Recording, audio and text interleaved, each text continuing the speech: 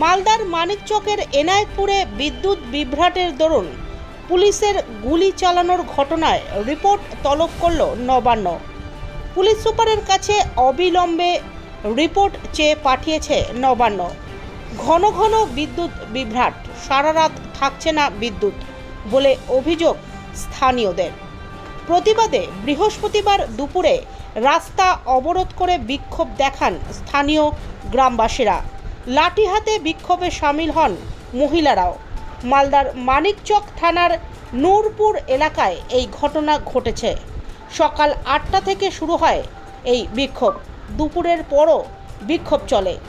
মালদার রতুয়া রাজ্য সড়ক অবরোধ করে চালায় বিক্ষোভ স্থানীয়রা। পরে বিশাল পরিমাণ পুলিশ বাহিনী ঘটনাস্থলে পৌঁছে প্রথমে লাঠিচার্জ করে, পরে কাঁদানে গ্যাসের সেল ফাটানো হয়। এরপর গুলি ছোড়ে পুলিশ। তাতেই দুজন গ্রামবাসী গুলিবিদ্ধ হয়েছেন।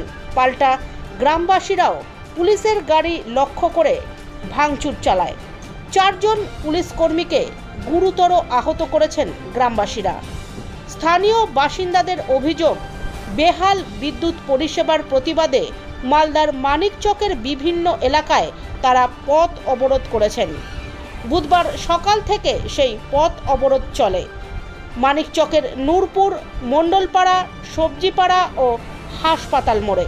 এছাড়াও ঘন ঘন লোডশেডিং, লো ভোল্টেজ সমস্যার প্রতিবাদে পথ অবরোধ ও বিক্ষোভের খবর মিলেছে মানিকচকের এনায়েতপুর ও মোহনা এলাকাতেও।